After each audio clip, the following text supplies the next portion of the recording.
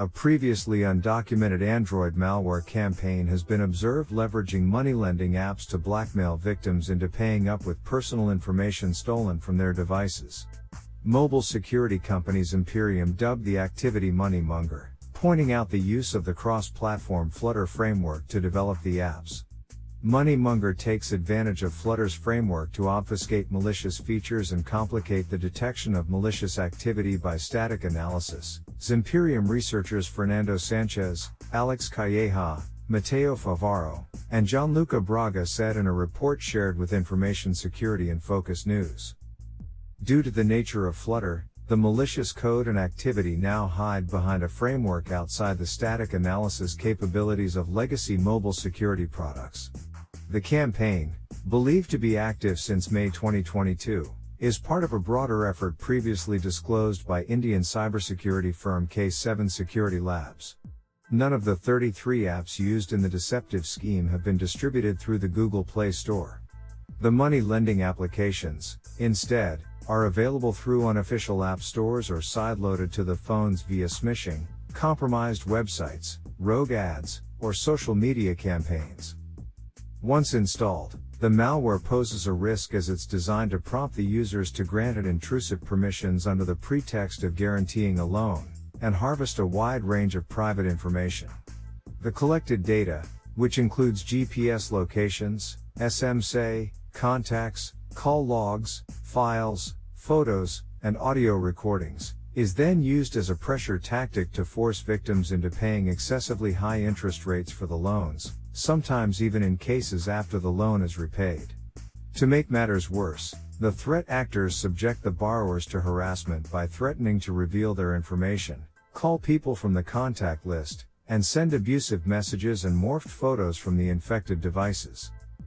The scale of the campaign is unclear owing to the use of sideloading and third-party app stores, but the rogue apps are estimated to have racked up over 100,000 downloads through the distribution vector.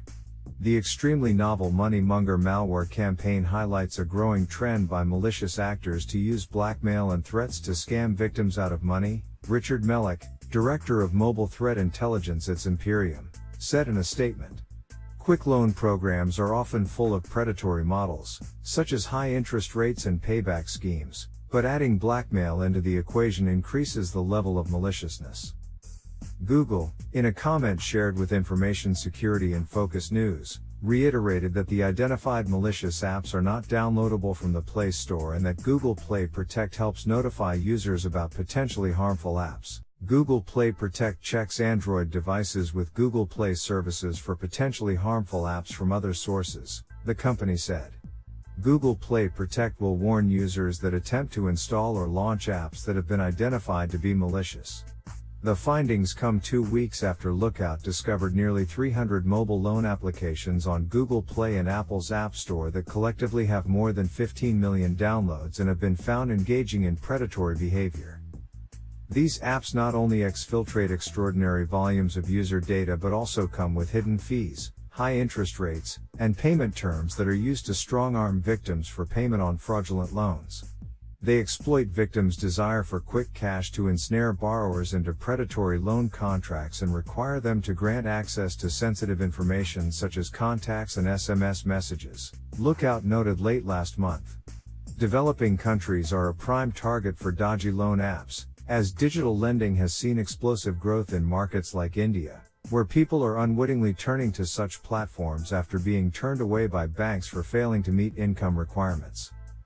The exploitative nature of the personal loan terms has also led to multiple incidents of suicides in the country, prompting the Indian government to initiate work on an allow list of legal digital lending apps that are permitted in app stores. Google, in August, disclosed it had removed more than 2,000 credit disbursement apps from its Play Store in India since the start of the year for violating its terms. The government has also sought urgent strict action by law enforcement agencies against loan apps, a majority of them Chinese-controlled, that have been found to use harassment, blackmail, and harsh recovery techniques. And, if you receive any strange requests for money, do not hesitate to report it to the authorities.